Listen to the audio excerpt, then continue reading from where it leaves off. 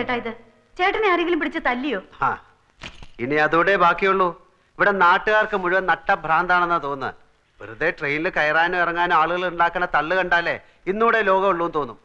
ഈ അഡ്രസ്സും കൊണ്ട് അന്വേഷിച്ച് ഞാൻ രാത്രി മുഴുവൻ കറങ്ങി നടന്നു. ഞങ്ങൾ കഴിഞ്ഞ ആഴ്ച വീട് മാറി. ഇത് തൽക്കാലം 2-3 മാസത്തേക്കാ. അത് കഴിഞ്ഞാൽ ക്വാർട്ടേഴ്സിലേക്ക് മാറും. രവിയേട്ടൻ ഓഫീസിൽ പോയ? ഇല്ല, ഉള്ളിലുണ്ട്. റെഡിയാവുക. എന്റെ എഴുത്ത് കിട്ടിയില്ലേ? ഉവ്, എഴുത്തൊക്കെ കിട്ടി. പക്ഷേ മൂപ്പർക്ക് അനക്കൊന്നുമില്ല. ഇനി ബാക്കി ഞാൻ പറയാം. നീ ഇങ്ങോട്ട് വന്ന അതേ തീവണ്ടി 2:30 നാട്ടിലേക്ക് മടങ്ങിപ്പോ.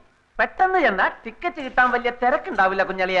ഇത്രയും ദൂരം സഞ്ചരിച്ചു വന്നിട്ട് അപ്പോട്ടിനൊന്ന് ക്ഷീണം മാറ്റി നാളെ പൊയ്ക്കോട്ടെ രവേട്ട. ആണോ? എന്നാ നീ ചെന്ന് കുറച്ച് എണ്ണയും കുഴമ്പും ഒക്കെ എടുത്തു വെച്ച് കൊടുക്ക് പൊന്നാങ്ങളേക്ക്. മൂപ്പര് ഉണ്ട് കുളിച്ച് സുഖമായിട്ട് കുറച്ച് ദിവസം ഇവിടെ താമസിക്കട്ടെ. എണ്ണയും കുഴമ്പൊക്കെ തേച്ച് അളിയാൻ കുളിച്ചാൽ മതി.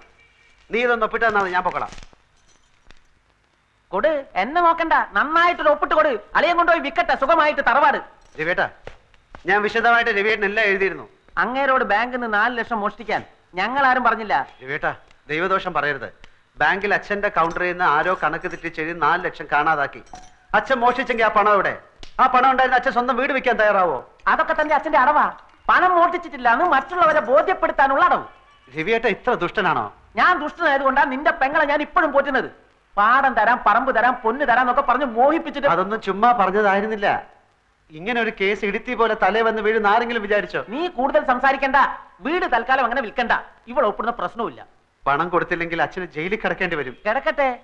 ജയിലിൽ ഇപ്പം നല്ല ഭക്ഷണമാണ് കൊടുക്കുന്നത്. ഫാൻ, TV, എല്ലാ സൗകര്യങ്ങളും ഉണ്ട്. പിന്നെ അല്ലാതെ എന്ത് പറഞ്ഞാലും ഇത് ഒപ്പിട്ട് വാങ്ങിക്കാതെ എനിക്ക് ഇവിടുന്ന് പോകാൻ പറ്റില്ല. നാട്ടിൽ നിന്ന് വന്ന് തെണ്ടി തിരിഞ്ഞ് നടക്കുന്ന എത്രയോ പേര് ഈ സിറ്റിയിലുണ്ട്. വേണമെങ്കിൽ നിനക്ക് തണ്ടാൻ അടുക്കളയിൽ നിന്ന് ഒരു ചട്ടിയോ ചിരട്ടയോ ഞാൻ എടുത്തു തരാം. അങ്ങനെയാണ് വിധിയെങ്കിൽ ചട്ടി ചട്ടൊക്കെ എനിക്ക് വെളിയിലും കിട്ടും. എന്നാ ചെല്ല്, നേരം കളയാതെ ചെന്ന് തെണ്ട്. രവേട്ട, ആവശ്യമില്ലാത്ത കാര്യങ്ങളൊന്നും സംസാരിക്കണ്ട. ആജ്ഞയാണോ? ജനം ഉണ്ടെങ്കിൽ നീയും കൂടി ഇറങ്ങി ചെല്ലടി. വേണ്ട മിനി, നിങ്ങൾ തമ്മിൽ വഴക്കിടണ്ട. തെണ്ടിയിട്ടായാലും മോഷ്ടിച്ചിട്ടായാലും അച്ഛനെ രക്ഷിക്കാനുള്ള വഴി കാണാതെ ഞാൻ ഇവിടുന്ന് മടങ്ങിപ്പോവില്ല. പക്ഷെ ഒന്ന് ഞാൻ തീർത്ത് പറഞ്ഞേക്കാം, ഇനി തന്റെ ഔദാര്യത്തിന് വേണ്ടി ഞാൻ ഈ പടി ചവിട്ടില്ല. നീ പോയി കാപ്പി എടുക്കടി.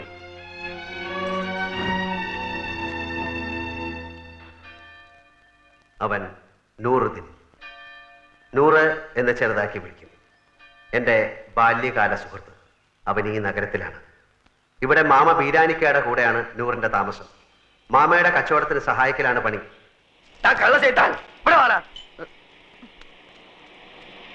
എന്താ മാമ? 78 43 കൂട്ടിയാൽ എത്രണ്ട?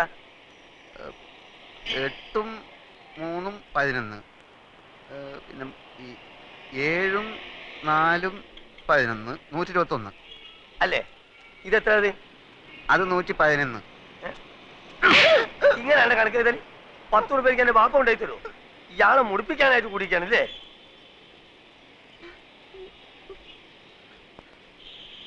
ഈ എന്താണ്ട് കുന്തം മുണിക്കമായിരിക്കണേ? അന്റെ മൂന്ന കാണാനല്ലേ എരപ്പ ആൾക്കാർ വന്നിക്കണേ? പോയി പണി കള്ള ലക്ഷണം കേട്ടോ.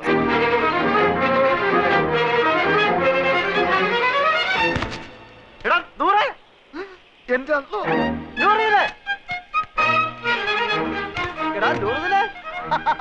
എനിക്കറിയാം നീ സ്റ്റേഷനിൽ വന്ന കാണും തിരക്കിനിടപെട്ട് വട്ടം കറങ്ങിണ്ടാവുന്ന. ഞാനും നിന്നെ പരിധി എവിടെ കാണാൻ? നിന്റെ ഈ മുടിഞ്ഞ കട കണ്ടുപിടിക്കാൻ ഞാൻ എവിടെയൊക്കെ അന്വേഷിച്ച്. നീ നിങ്ങൾക്ക് കുടിക്കാൻ എന്ത് ജ്യൂസാ വേണ്ടിയത്? ഗ്രേപ്പ്, പൈനാപ്പിൾ, ഓറഞ്ച്, മാംഗോ, സാത്തുകുടി? ഇനി എനിക്ക് എന്തിനാടാ ജ്യൂസ്? നിന്നെ കണ്ടപ്പോ തന്നെ എല്ലാ ജ്യൂസും ഒരുമിച്ച് കുടിച്ച പോലെ ആയില്ലേ? എവിടെ നിന്റെ അർത്ഥ കൈക്ക് ഉപ്പ് തേക്കാത്ത മാമ? നിന്റെ കട കൊള്ളാമല്ലോ. നിന്റെ മാമ തട്ടിപ്പോയാല് പിന്നെ ഈ കട നിനക്കായിരിക്കും അല്ലേ? ധാരണ്ട് ഞമ്മക്ക് അറിഞ്ഞൂടാ. നിനക്ക് എന്നെ മനസ്സിലായില്ലേ? എടാ, ഒരു ബെഞ്ചിലിരുന്ന് പഠിച്ച് ഒരു പാത്രത്തിലുണ്ട് ഒരു സിനിമ 3-4 പ്രാവശ്യം ഒരുമിച്ച് കണ്ടേടാ. നൂറേ, നിനക്ക് എന്നെ മനസ്സിലായില്ലടാ. കാള് തെറ്റി. പടച്ചോടാണ് മാമ. ഞമ്മക്ക് ഈ ചെയ്താൻ അറിഞ്ഞൂടാ. അറിഞ്ഞുകൂടാത്തവനാണെങ്കിൽ എങ്ങനെയാണ് അർത്ഥം ഇപ്പൊക്കെ എന്റെ മാമ നാട്ടുകാർ പറഞ്ഞു കൊടുത്തായിരിക്കും. അതെ, ഒന്ന് വന്നാട്ടെ. വരീ. അതെ, ഈ ചെക്കന്റെ പേര് 100 എന്നാണ് ആൾക്കാരെ പറഞ്ഞത്. അതാരെങ്കിലും പറഞ്ഞു തരണോ? ഇമാതിരി മുമ്പിലായക്കാരെ ഞാൻ ദിവസേന കാണുന്നുണ്ട്. ഞാൻ അങ്ങനത്തെ ആളൊന്നുമല്ല. ഇതൊക്കെ ചോദിക്കാൻ നിങ്ങളാരാ? നിന്റെ പേര് എനിക്ക് ആരും പറഞ്ഞു തന്നീലേ. നിങ്ങളുടെ പേര് പറഞ്ഞിട്ട് എനിക്ക് എന്ത് കാര്യം? കാര്യം തന്നെ എനിക്ക് പറയുമ്പോ കേക്കാം. നീ ഇപ്പൊ പറഞ്ഞില്ലേ അർത്ഥമായിക്ക് ഇപ്പൊക്കാത്തൊരു മാമനെ പറ്റി? ആ മാമാണ് ഈ മാമ. അയ്യോ മാമ, സോറി മാമ, ഞാൻ അങ്ങനെ ഉദ്ദേശിച്ചൊന്നും പറഞ്ഞല്ല. ഞാൻ ചുമ്മാ പറഞ്ഞതാ മാമ. നമുക്ക് ഈ എന്താ നമ്മളെ മാമാന്ന് വിളിക്കണേ? എന്റെ ഉമ്മ എന്താ നമ്മളെ പെങ്ങളച്ചാ? ഇല്ലാത്ത പരിചയം കാട്ടി ഓരോരോ ഹമാറുകൾ വലിഞ്ഞു കയറും കേരളക്കാരെ പറയിപ്പിക്കാൻ. മേലാൽ എന്റെ പൂടിയന്റെ ചുറ്റുവട്ടത്തിൽ എങ്ങാനും കണ്ടാൽ അന്റെ കാൽ അടിച്ചിട്ട് ഞാൻ എൽ ഷേപ്പ് ആക്കും. ആ പോ പോ പോടാ. ഇവിടെ, ഇങ്ങോട്ട് പോ കളവേ.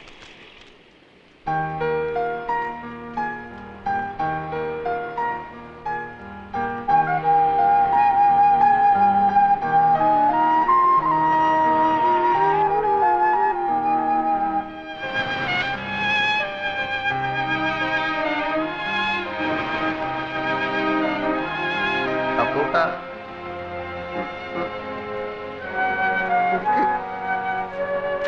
അപ്പൂട്ടാ കുടിക്ക്. ഈ കടപ്പുറം നിന്റെ തറവാട്ട് വകയൊന്നുമല്ല. നിനക്ക് എന്നെ അറിയില്ലല്ലേടാ പൊന്നി. എടാ സ്കൂളിൽ പഠിക്കുമ്പോൾ ഞാൻ നിനക്ക് എത്ര ഐസിക്ക് വാങ്ങിച്ചു തന്നിട്ടുണ്ടോ? എടാ എല്ലാ കണക്ക് പരീക്ഷയ്ക്ക് നീ എന്റെ പേപ്പർ കോപ്പി അടിച്ചല്ലേടാ ജയിച്ചത്. എടാ 8ാം ക്ലാസ്സിൽ പഠിക്കുമ്പോൾ ഹൈമാവതിയുടെ ചോറ് കട്ട് നിന്നതിനെ നിന്നെ സ്കൂളിൽ സസ്പെൻഡ് ചെയ്തപ്പോൾ ഞാനല്ലേടാ കുറ്റം ഏറ്റെടുത്ത് നിന്നെ രക്ഷിച്ചേ. പറയടാ കഴിഞ്ഞ എന്ത് കഴിഞ്ഞാന്ന്? പറഞ്ഞു കഴിഞ്ഞ വന്ന് കഴിഞ്ഞെങ്കിൽ ഞമ്മക്കും ചിലത് പറയാനുണ്ട്. എനിക്ക് കേൾക്കണ്ട. എന്നാ ചെവി പൊത്തിക്കള. പലിശക്ക് പണം കൊടുക്കുന്ന മാമാന്റെ ആട്ടും തുപ്പ് സഹിച്ചിട്ട് നമ്മളിവിടെ കയ്യ. എന്തിന്?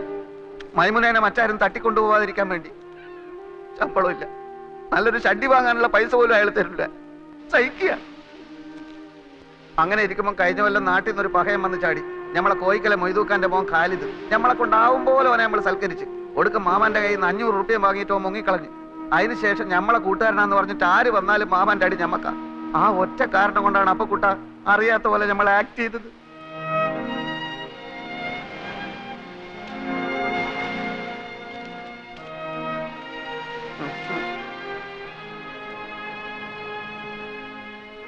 എന്നാലും ഒരെന്നാലുമില്ല.